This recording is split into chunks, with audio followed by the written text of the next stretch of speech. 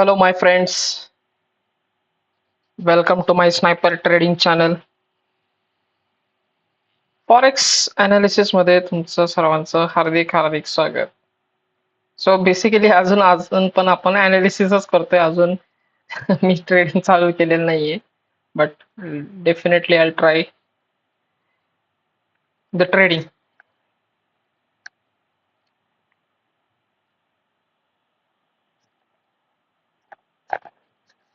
So बिटकॉइनचा chart मी open केलेला आहे आणि कदाचित जर समजा कालचा जर कुणी व्हिडिओ बघितला असेल माझा अनालिसिसचा, सो त्याच्यामध्ये काही लेवल्स मी दिल्या होत्या. पहिली लेवल ही दिली होती, ही लिक्विडिटी स्वीपची.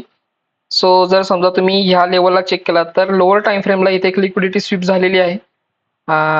बट आता जर समजा तुम्ही ग्लोबल सिनॅरिओ जर बघितलं, युएस आणि इराणमध्ये जे म्हणजे जे चालू आहे, बिटकॉइन वरती जाण्याचं एक कारण असं पण आहे की सध्या म्हणजे मोठे प्लेयर्स सुद्धा बाईंग करतात ह्या पॉइंटला. आणि अजून एक असं की इराण जे आहे ते स्ट्रेट ऑफ हार्मोज मधून जे काही शिप्स बाहेर पडणार आहेत, ओके, सो त्याच्याकडून टोल वसूल करणार आहे डॉलरमध्ये. पर बॅरल काहीतरी $1 असं काहीतरी डिसाईड केलेलं आहे. पण डॉलर इन द सेन्स ते म्हणतात की आम्हाला डॉलरमध्ये पैसे पाहिजेत, पण बिटकॉइन इन्स्टेड ऑफ बिटकॉइन पाहिजेत. ठीक आहे, म्हणजे $1 समजा आता इंडियन रुपीजमध्ये 90-92 रुपये असेल, तर आता एका शिपमध्ये मिलियन्स ऑफ बॅरल्स अवेलेबल असतील, तर तेवढे रुपीज तेवढे बिटकॉइन्स त्यांना ट्रान्सफर करायचे. ऑलमोस्ट अराउंड 15-20 बिटकॉइन्स होतील. ओके, 20 नियर अबाउट एका पर्टिक्युलर एका एका शिपसाठी. सो असे काही जे ट्रेडिंग त्याने चालू केलेलं अचानक, आणि maybe that one of the cause to like bitcoin सध्या वरती जातोय. I hope so. बट आपण प्रेडिक्शन तर प्रोबॅबिलिटी तर दिलीच होती की ज्या पद्धतीचं बाईंग दिसतंय कदाचित ही लिक्विडिटी स्वीप करायला जाईल. जर समजा तुम्ही 15 मिनिटाला प्रॉपर बघितलं ना, आपण थोडस म्हणजे मी इथं परत मार्किंग करतो आणि 15 मिनिटाला जाऊया, you will get to know like. बघा, इथं जी लिक्विडिटी होती ती स्वीप केली आणि परत डाऊन साईड आलं, आणि ह्या जो डिमांड जो नवीन क्रिएट झाला तर परत इथनं वरती चालू आहे. ओके, या हा, पण ऑलमोस्ट इथं सगळं संपलंय का बिटकॉइनचं? सो बिटकॉइनचं अजून तरी इथं काही संपलेलं नाहीये. बिटकॉइन आता मी कुठे मार्किंग केलं होतं यार, डेलीला मार्किंग केलं होतं ना. हे बघा, सो बिटकॉइन मध्ये एक काय म्हणतो आपण त्याला, रिपिटेशन ऑफ पॅटर्न असं मला थोडस दिसतंय. सो बेसिकली जर समजा मी काल पण माझ्या अनालिसिसच्या व्हिडिओमध्ये म्हटलं होतं की इथं जे प्राइस ऍक्शन झाली होती ह्या लेवलला, ठीक आहे, बघा ह्या लेवलला जी प्राइस ऍक्शन झाली होती सेम अशा पद्धतीने इथे पण प्राइस ऍक्शन चालू आहे. हायर हाईट्स क्रिएट करतोय, पण एक ज्या पद्धतीचं बाईंग एक्झॅक्टली एक्सपेक्टेड, म्हणजे एक्सपेक्टेड जसं आहे तसं इथं बाईंग तसं काही दिसत नाहीये. बट प्लेयर्स तर मोठे वरती घेऊन चाललेत बिटकॉइनला, दॅट फॉर शुअर. या आणि जर समजा आता बिटकॉइन मध्ये जर समजा परत सेलिंग चालू झालं, कारण ही जर कॅन्डल बघितली ना, ही खरंच खूप भारी कॅन्डल आहे. दॅट यू नो, ही सेलिंग जी कॅन्डल झाली तर खरंच खूप चांगली आहे, कारण ऑलमोस्ट त्याचा एक पर्टिक्युलर झोन पण त्यानं तोडलेला आहे. आणि आता जर बघितलं तर ह्या लेवलची लिक्विडिटी स्वीप करणार आहे मार्केट. बिटकॉइन ह्या लेवलचं लिक्विडिटी स्वीप करणार आहे. आता अनालिसिसचा भाग असा की म्हणजे हिथं लिक्विडिटी स्वीप करून डाऊन येणार, की हा जो झोन आहे ह्याच्या वरती जाऊन ही जी कॅन्डल दिसते तुम्हाला, ह्याला कुठेतरी एका पॉइंटला टच करून खाली पडणार आहे. पण बेसिकली बिटकॉइन खाली आला पाहिजे, दॅट इज द ट्रुथ. म्हणजे हे आलंच पाहिजे. आता सध्या बिटकॉइन खरंच 40,000ला 50,000 पर्यंत आला पाहिजे बिटकॉइन. आता जे केलेलं आहे ते म्हणजे जे बाईंग झालेलं आहे ते कदाचित ह्या चालू असलेल्या न्यूजमुळे कदाचित बिटकॉइन वरती गेलेलं आहे, डॉलरला डॉमिनेट करण्यासाठी जे इराणनं पाऊल उचललंय. Okay, so maybe because of that bitcoin एक फॉल्स बाईंग प्रेशर क्रिएट करतोय. ओके, आणि त्या फॉल्स बाईंग प्रेशरमध्ये नंबर ऑफ रिटेलर्स, काही छोटे इन्व्हेस्टर्स ह्याच्यामध्ये उतरतील आता बाईंग साईडला, आणि ह्यांची सगळ्यांची लिक्विडिटी कदाचित ह्या प्रत्येक झोनच्या खाली पडलेली असेल. म्हणजे म्हटलं तर ह्या लेवलला ओके. त्यानंतर ह्या लेवलला म्हणजे जर समजा इथं खाली डाऊन साइड आलं ना, लय म्हणजे एकदम जबरदस्त शार्प मुवमेंट रेड कॅन्डल तयार होते. ठीक आहे. नंतर हा एक पॉइंट आहे लिक्विडिटीचा.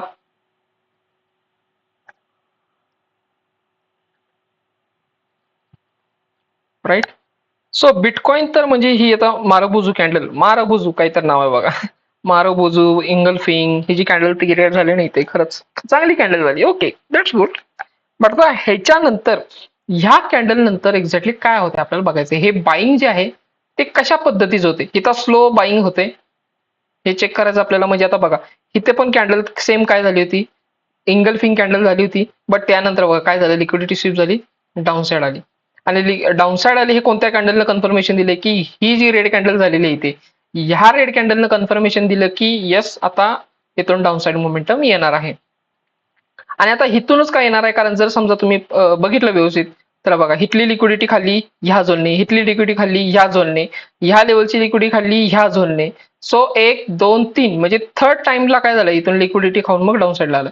सेम त्याच पद्धतीचं इथं पण मला दिसतंय 1 2 आणि इकडचा तिसरा, म्हणजे हा कम्प्लीट झोन मी थर्ड पॉईंट कन्सिडर करतो.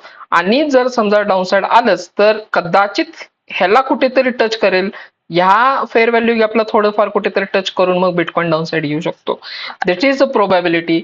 ओके. बिटकॉइन जर करत असाल कोणी तर लोअर टाइम फ्रेमला proper demand zone, supply zone marking करूनच एंट्री घ्या.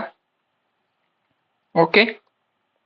बरीच लोक ही कॅन्डल बघून इथं कुठेतरी सेलिंगला उतरले असेल, बट त्या सगळ्यांचा इथे म्हणजे एस एल लागला असेल.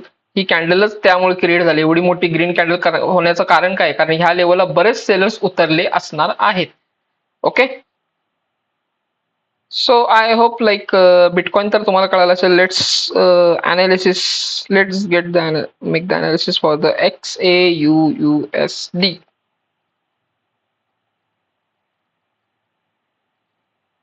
गोल्डचं काय चालू आहे, गोल्डचं काय चालू आहे. गोल्ड आता बघा काय झालं. आता काल पण गोल्डमध्ये मी एक असं पॉईंट सांगितलं होतं की जिथं गोल्डला किंवा एखाद्या स्टॉकला मूव्ह करायचं असतं तेव्हा त्याच्या अपोजिट डायरेक्शन मध्ये तो लिक्विडिटी स्वीप करतो, लिक्विडिटी ग्रॅप करतो आणि मग त्याच्या इनिशियल डायरेक्शन मध्ये मूव्ह करतो. आणि गोल्ड सध्या तेच करतो. परवाच्या अनालिसिस मध्ये मी सांगितलं होतं की हे गॅपडाऊन होण्याच्या आधी की गोल्डने इथेच डायरेक्ट अशी ग्रीन चांगली कॅन्डल केली पाहिजे. दिस इज एक्सपेक्टेड. गोल्डने काय केलं, सगळ्यांना पहिल्यांदा बाहेर काढलं बायर्सना, जे ह्या सपोर्ट झोनला जर फोर्थ ओव्हरला जर समजा तुम्ही बघितलं तर ह्या सपोर्टला ज्या ज्या लोकांनी बाय केलेलं आहे त्यांचं सगळ्यांना पहिल्यांदा बाहेर काढलं. ह्या डिमांड झोन मधनं प्राइस मध्ये मोमेंट घेऊन आले आणि आता प्राइस तुम्हाला बघताय की चांगली ग्रीन कॅन्डल फॉर्म होते. राईट. बेसिकली वॉर सिच्युएशन आहे एक, तो सुद्धा एक पॉझिटिव्ह पॉईंट आहे की ज्याच्यामुळे गोल्ड एक परत व्हॅल्युएबल ॲसेट आणि परत गोल्ड हे अप मोड जायला पाहिजे असं दिसते. आणि त्यामुळे कदाचित गोल्ड पण अप जाते, बिटकॉइन पण अप जाते, गोल्ड पण अप जाते. आता उद्या इंडियन मार्केट काय करते हे आपल्याला सगळ्यात महत्वाचं आहे. आपल्यासाठी तर इंडियन मार्केट महत्वाचं, बाकीचं मार्केट काय करते काय माहित नाही. बट आणि जर समजा परत काहीतरी म्हणजे आता जर समजा तुम्ही न्यूज जर बघितली तर पाकिस्तान परत सेकंड डिस्कशन इनिशिएट करतोय इराण आणि US मध्ये. त्याचबरोबर इस्रायल जवळपास कितीतरी वर्षांनी लेबनॉनच्या प्रेसिडेंट सोबत म्हणा किंवा त्यांचे जे काही ऑथॉरिटीज आहेत त्यांच्या सोबत डिस्कशन करणार आहेत वॉशिंग्टनमध्ये. सो थोडंफार कुठेतरी समझोता जे आपण म्हणू शकतो हिंदीमध्ये किंवा सामंजस्यपणा किंवा मराठीमध्ये म्हणू शकतो. सो ते सध्या कुठेतरी चर्चासत्र परत एकदा इनिशिएट झालेलं आहे. दुसरी गोष्ट चायना, ब्रिटन यांनी पण थोडंसं म्हणजे हार्मोज, स्ट्रेट ऑफ हार्मोज ओपन करा, कारण मिडल ईस्ट मध्ये खूप पॅनिक सिच्युएशन आलेली आहे. ओके. या so this is the news totally. Like जर समजा वॉर कंटिन्यू राहिलं तर डेफिनेटली गोल्ड अजून वर जाण्याची शक्यता तर आहे. आणि त्याचबरोबर कालच्या अनालिसिस पद्धतीने बघा तुम्ही इथं एक काय झालंय, एक ट्रेंड लाईन आणि खालचा एक सपोर्ट अशा पद्धतीचं गोल्ड कुठेतरी मूव्ह करतोय. आणि जर समजा त्या असं जर समजा तुम्ही बघितलंच तर डेफिनेटली गोल्ड तुम्हाला ह्या लेवलला जाताना पण दिसतोय, एक 5200 ह्या लेवलला. राईट, ह्या लेवलला जाताना दिसतोय गोल्ड तुम्हाला. आणि मे बी इथं जाऊ शकतो. It is very possible point की जाऊ शकतो.